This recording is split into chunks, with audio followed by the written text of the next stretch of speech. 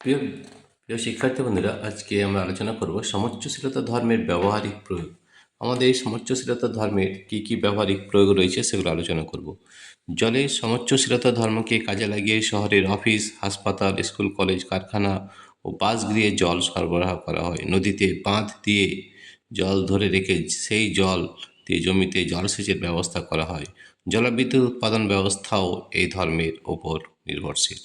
জলের সমোচ্চশীলতা ধর্মের একটি প্রাকৃতিক দৃষ্টান্ত হলো আর্টেজিয় কূপ। আর্টেজিয় কূপ কিন্তু আমাদের একটা প্রাকৃতিক কিন্তু দৃষ্টান্ত এই সমোচ্চশীলতা ধর্ম। এই আর্টেজিয় কূপ কীভাবে কাজ করে সেটা আমরা একটু আলোচনা করব, ঠিক আছে? দেখো, আর্টেজিয় কূপ আমরা একটু আলোচনা করছি যে ভূপৃষ্ঠের নিচে শিলাস্তরে দু ধরনের স্তর দেখতে পাওয়া যায়: বালি, কাঁকড় ও বেলে মাটি নির্মিত প্রবেশ্য স্তর এবং পাথর, স্লেট, কাদামাটি ইত্যাদি নির্মিত অপ্রবেশ্য স্তর। ঠিক আছে, এই দুটো স্তর রয়েছে।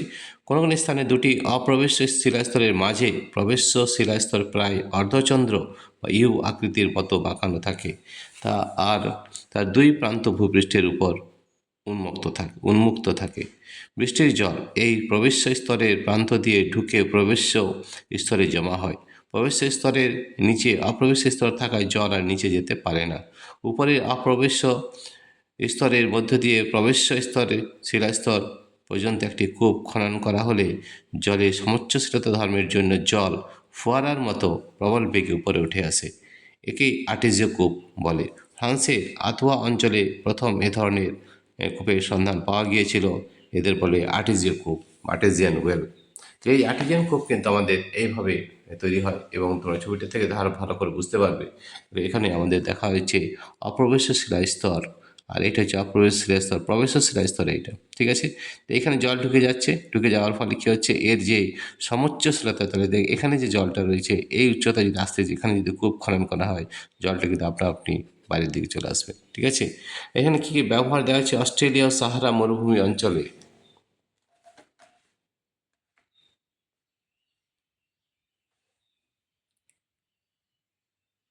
অস্ট্রেলিয়া ও সাহারা মরুভূমি অঞ্চলে জমিতে জলসেচের প্রয়োজনে এই ধরনের কূপ ব্যবহার করা হয়। তাহলে দেখো, এই যে আমাদের সমোচ্চশীলতা ধর্মের ব্যবহারিক প্রয়োগ আমাদের কোথায় কোথায় কাজে লাগছে? আর্টেজিয় কূপ, বা আমরা বলতে পারি জল সরবরাহ, উষ্ণ প্রস্রবণ। ঠিক আছে, এই উষ্ণ প্রস্রবণ যে আমাদের রয়েছে, এটাও কিন্তু আমাদের এই হট স্প্রিং বা উষ্ণ প্রস্রবণ, এটাও কিন্তু আমাদের এই সমোচ্চশীলতা ধর্মের জন্যই হয়। তাহলে এখানে দেখেন আমাদের কী কী দেওয়া রয়েছে সেটা একটু জেনে নিই। কিছু ব্যাখ্যা রয়েছে।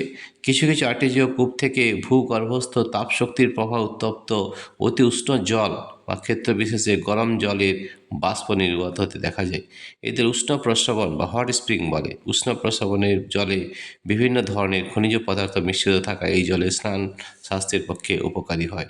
পশ্চিমবঙ্গের বক্রেশ্বর, সিকিম রাজ্যের ইউ মথাং উপত্যকা অঞ্চলে এ ধরনের উষ্ণ প্রস্রবণের অস্তিত্ব দেখা যায়। দেখো, এইটা আমাদের কিন্তু উষ্ণ প্রস্রবণও কিন্তু এখানে দেখা যাচ্ছে, এবং উষ্ণ প্রস্রবণও কিন্তু এই একটা ব্যবহার। এছাড়াও আমাদের আর কি কাজে লাগে? শহরে জল সরবরাহ ব্যবস্থা আমরা এই ব্যবস্থায় করে থাকি। জলের সমোচ্চশীলতা ধর্ম, জলের সমোচ্চশীলতা ধর্মকে কাজে লাগিয়ে বড় বড় শহরে পৌর প্রতিষ্ঠান বাড়ি বাড়ি পানীয় জল সরবরাহ ব্যবস্থা করে থাকে। বোঝা গেছে? তাহলে এই জল সরবরাহ ব্যবস্থা আমরা করে থাকি, এরও একটা ব্যবহারিক প্রয়োগ হচ্ছে আমাদের এই সমোচ্চশীলতা ধর্ম, ঠিক আছে? এছাড়াও আমরা আরেকটা বলতে পারি জলবিদ্যুৎ সৃষ্টি, সেটা কিন্তু আমাদের সমোচ্চশীলতা ধর্মের জন্য কিন্তু হয়ে থাকে।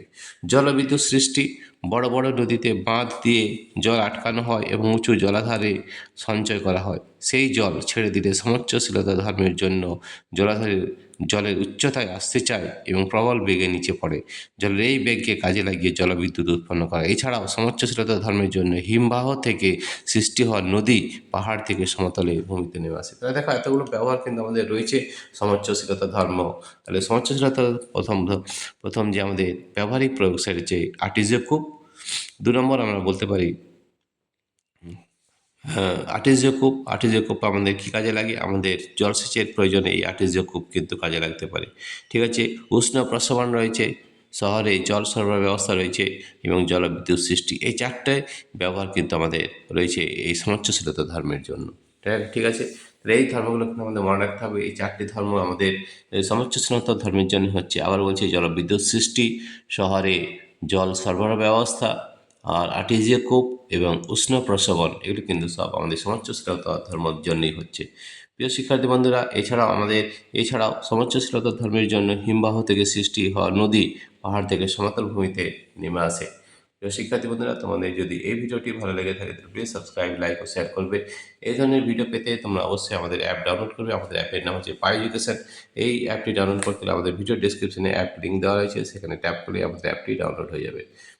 Thank you everybody for watching this video.